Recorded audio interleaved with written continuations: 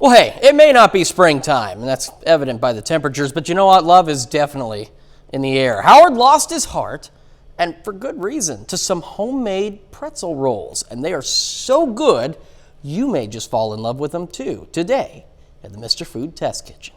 Over the last couple of years, I've fallen in love with pretzel rolls. It only makes sense since I love pretzels and I love rolls. You know, you don't get a body like this by eating lettuce wraps.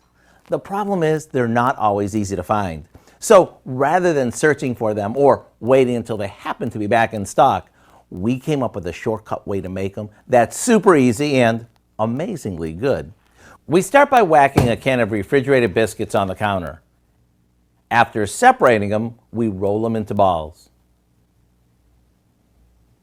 Then we score the top of each ball with an X. You want to make sure you don't cut it too deep though. Now, we simmer these in a pot of boiling water that we've added some baking soda to. You see, simmering these in the boiling water will give our rolls a pretzel-like crust. Then we place them on a baking sheet with the X up.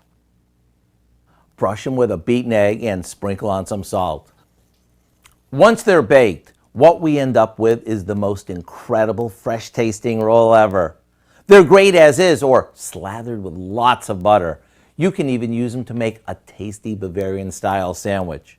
To get the recipe for our homemade pretzel rolls, all you have to do is visit our website. I know you'll be glad you did. I'm Howard with Kelly in the Mr. Food Test Kitchen, where today we found a better than store-bought way for you to say, ooh, it's so good. Hey, guess what? In addition to their website, you can find this recipe along with more recipes on our website. That's KOAMNewsNow.com.